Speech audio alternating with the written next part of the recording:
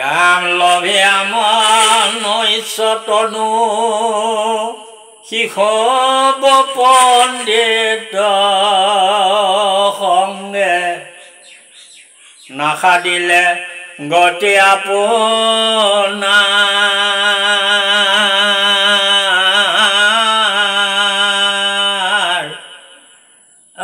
কোটি জনমক লাগে সংসাৰ সাগৰে মজি ফুৰিবে ক ভঞ্জি আনি কাৰ যিহেতু দুৰ্লভ মনুষ্য জন্ম লাভ কৰি যিসকল পণ্ডিতে হৰি ভক্তি অনুশীলন কৰি নিজৰ গতি নাসাধিলে তেওঁলোকে নানা নিকাৰ ভঞ্জি সংসাৰ সাগৰত মজি থাকে। জীৱশ্ৰেষ্ঠ মানুহৰ বাহিৰে আন কোনো প্ৰাণীয়ে জ্ঞান বিজ্ঞান তদং ৰহস্য চৰ্চা কৰি নাইবা হৰি ভকতি অনুশীলন কৰি ভৱসাগৰ তৰিব নোৱাৰে। গাড়ীৰ চকাৰ চকৰিৰ দৰে জীৱই সংসাৰ চক্ৰত ঘূৰি থাকে। কেতিয়াবা দেৱলোকত, কেতিয়াবা মনুষ্য লোকত, কেতিয়াবা গৰু পক্ষী কীট পতংগ আদি যোনিত জন্ম লৈ সংসাৰ নিকাৰকেই ভোগ কৰি ফুৰে। কাম ক্ৰোধ লোভ মোহ আদি ৰিপুবিলাকৰ মোহত পৰি জীৱই নানা অকৰ্মত লিপ্ত হয়, যাৰ ফলত জীৱই কৰ্মফল অনুযায়ী নানা যোনি পৰিভ্ৰমণ কৰে। মহাপুৰুষ গুৰুজনাই জীৱৰ বিভিন্ন যোনি পৰিভ্ৰমণ এনেদৰে ঘোষণা কৰিছে।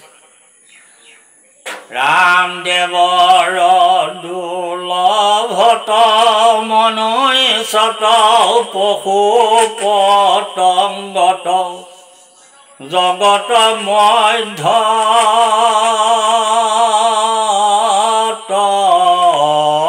স্বামী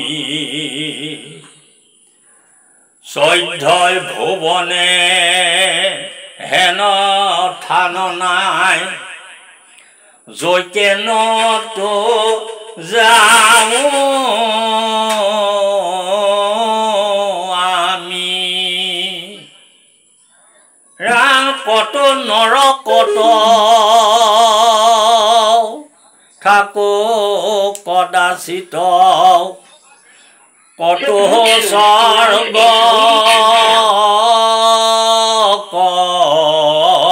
গতি মনুষ্য লোকত থাকো কত বেলা পশুৰো হওঁ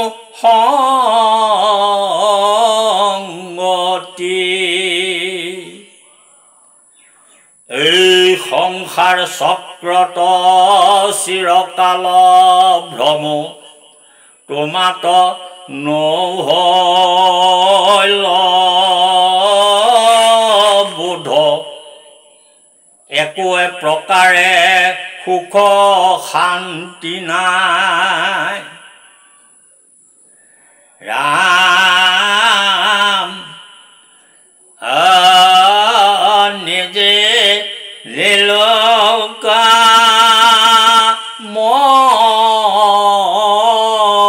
ক্ৰোধ গতিকে জীৱই এইদৰে নিজৰ কৰ্মফল ভোগ কৰি বিভিন্ন যোনি ভ্ৰমি ফুৰে। এই সকলো দুখ কষ্টৰ সামৰণি পেলাই সংসাৰ সাগৰ পাৰ হৈ আনন্দময় ধামলৈ যাব পৰা জীৱ একমাত্ৰ সাকো এই মহা মনুষ্য শৰীৰ। এনে দুৰ্লভ মনুষ্য শৰীৰ নধৰিলে সেইসকল আত্মগৰ্বী পণ্ডিতক লক্ষ্য কৰি এই ঘোষাত আক্ষেপ কৰি কৈছে যে তেনে পণ্ডিতসকলে যুগে যুগে সংসাৰ নিকাৰ ভঞ্জি কৌটি কৌটি জন্ম এই সংসাৰতেই ভ্ৰমি থাকিব পাৰিব আৰু ভ্ৰমি থাকিব লাগিব, এই দুৰ্ব সত্য।